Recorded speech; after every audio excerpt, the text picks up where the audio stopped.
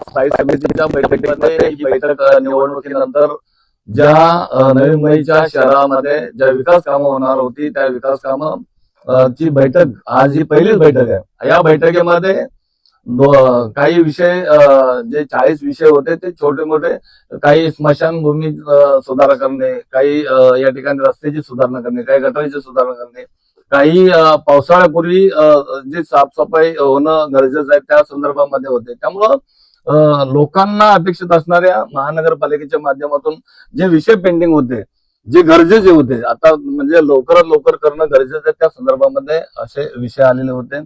आणि या विषयामध्ये काही सदस्यांना सगळ्या गोष्टी ज्यांच्या प्रत्येकाच्या प्रभागामध्ये लोकहिताची कामं व्हायला हवी त्या संदर्भामध्ये आजची ही बैठक होती आणि ती बैठक 40 म्हणजे 1 तासामध्ये संपण्यात आली।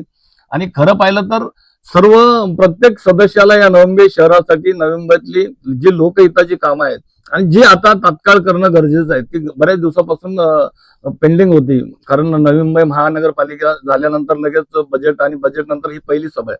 त्यामुळं या काही ज्या प्रत्येकाच्या वार्डमधले जी महत्वाची कामं होती ती लवकरात लवकर आपण या ठिकाणी येण्यासाठी प्रयत्न करतो आणि आज आले।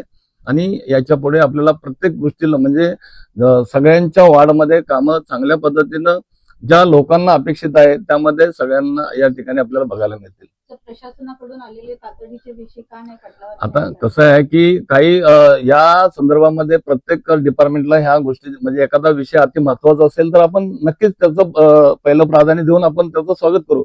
परंतु काही विषय नंतर सुद्धा 4-8 दिवसानंतर दुसऱ्या बैठकीला काही फरक पडणार नाही, परंतु ती जी सवय लागते की बाबा प्रत्येकाने तातडी घ्या, कारण आम्हा सर्व सदस्यांना मला सुद्धा की त्या कुठल्या विषयाचं आम्हाला त्या गोष्टीचं पूर्ण माहिती घ्यायला हवी, काम कशाचं कुठलं काम आहे काय आहे। तर हे काही डायरेक्ट जर आपण घेतले तर काही सदस्यांना किंवा त्या सर्व गोष्टीची माहिती होणं, कोणतं काम आहे, कशा पद्धतीचं काम आहे, ते वेळेत पावसाळ्यापूर्वी होईल की नाही होईल, या सर्व गोष्टीचा चर्चा करण्यासाठी की विषयां तातडी न घेता रेग्युलर विषयामध्ये विषय यावे। जर एखादा अति महत्वाचा आरोग्याचा विषय असेल, दिव्यांग संदर्भात असेल किंवा ज्येष्ठांकरता असेल, जो महत्वाचा अति महत्वाचा असेल तर आपण तातडीने घेऊ शकतो।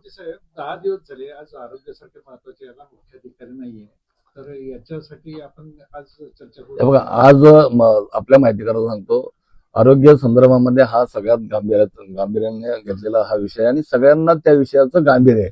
त्यामुळं सगळं जे खालची टीम काम करते लवकरात लवकर ते सुद्धा आपल्याला अधिकारी बघायला मिळतील आणि जी सिस्टम खाली काम करते त्यांना सगळ्या गोष्टीची सूचना देण्यात येईल आणि काम आपल्याला चांगल्या पद्धतीने सुरळीत बघायला मिळेल। माजी महापौर बोलत असताना काही खंत व्यक्त करण्यात आली देवण सुतारांकडून आणि त्यावेळेला बोलताना सभागृह नेत्यांनी त्यांचा माईकच बंद केला, म्हणजे तुम्ही सगळ्यांचे माईक बंद करण्याचा नाही, असं काही झालं नाही किंवा असं काही होणार नाही।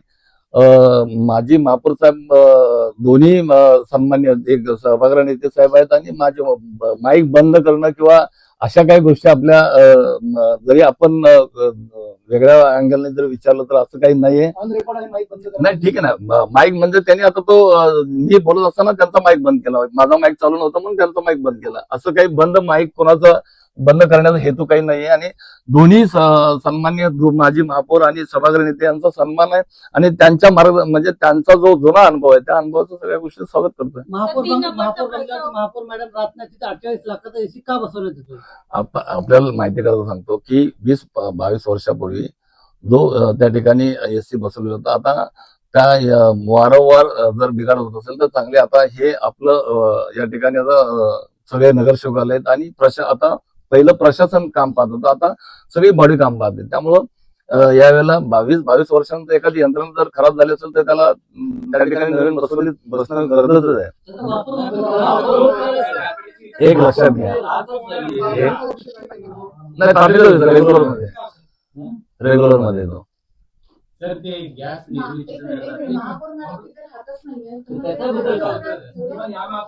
नाही आता आपल्या माहिती करता सांगतो की 22 वर्षापूर्वी यंत्रणा बसवली होती आणि ती साहजिकच आहे ते खराब होणार आणि आता तुम्हाला सगळ्या गोष्टी बघायला मिळतील ना। आता तर आपलं हे महापौर साहेब वगैरे आता बसले, त्यामुळे तुम्हाला सगळ्या गोष्टी चांगल्या पद्धतीने बघायला मिळतील।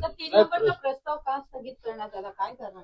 याच्यामध्ये पेन्शनच्या संदर्भामध्ये हा या सर्व कर्मचाऱ्यांना विश्वासात घेऊन राष्ट्रीय पेन्शन योजना आणि इथली रेग्युलर याच्यामध्ये सर्व लोकांना त्यांच्या पद्धतीनं कशा पद्धतीनं त्यांना काही गोष्टी जर त्याच्यामध्ये त्रुटी राहतील तर त्या सर्व गोष्टीचा विचार करून कर्मचाऱ्यांना विश्वासात घेऊन आपण त्या संदर्भामध्ये विषय पुढील लवकरच आपण तो विषय घेणार आहे, कामगारांच्या हिताचे घेणार आहे. आज एवढे महत्वाचे विषय आले तर सदस्यांना आणि पत्रकारांनाही किमान यापूर्वी स्थायी समितीचा अजेंडा 3 दिवस 4 दिवस आधी मिळायचा, त्यांनाही त्याच्यावर सगळं सखोल अभ्यास निरीक्षण करता येते.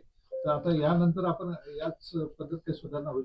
नाही आता ही बैठक सुद्धा हा अजेंडा जो दिलेला होता हा अजेंडा आपण वेळेत दिलेला होता आणि वेळेच्या अगोदर कुठल्याही प्रकारे अजेंडा म्हणजे वेळेतच प्रत्येकाला जो सभेचा महासभा असो किंवा स्थायी समिती सभा असो प्रत्येक सदस्याला जो नियमानुसार वेळ त्यांना अजेंडा जाणार आणि त्या पद्धतीनं तशा गोष्टी होणार.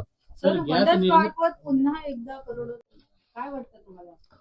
कसं आहे वंडर पार्क मध्ये आपण या ठिकाणी या नवी मुंबई शहरामधल्या सर्व रहिवाशांना एक वेगळं त्या ठिकाणी सुट्टीच्या दिवशी उद्यानावर परत नाही पुन्हा आता आपण म्हणजे आपण ते ज्या कॉन्ट्रॅक्टरला दिलं होतं त्याच कॉन्ट्रॅक्टच्या माध्यमात जे खर्च होत होता तो त्याच्या आलेल्या इन्कम मधून त्याचं ते हे म्हणजे पूर्ण त्याची प्रक्रिया होत होती. आता आपण त्याच्यावरती काय सुधारणा करायच्या का या संदर्भामध्ये आपल्याला ही सूचना आली होती, परंतु अजून शहरातल्या नागरिकांकरता अजून काय सुधारणा करता आली तर आपण करू शकतो. डम्पिंग ग्राउंडवरती गॅस निर्मितीचा जो प्रकल्प आहे तो काय कशा स्वरूपाचा असेल, किती खर्च आहे, पालिकेला काय फायदा असेल? आपल्याला या ठिकाणी जो डम्पिंग ग्राउंडच्या संदर्भामध्ये जो आपला विषय जो आहे त्या संदर्भामध्ये आपण जो या महापालिकेच्या दृष्टिकोनातून आपण चांगल्या पद्धतीनं या शहरासाठी येणाऱ्या सर्व घनकचऱ्याच्या बाबतीमध्ये चांगल्या पद्धतीनं प्रक्रिया करून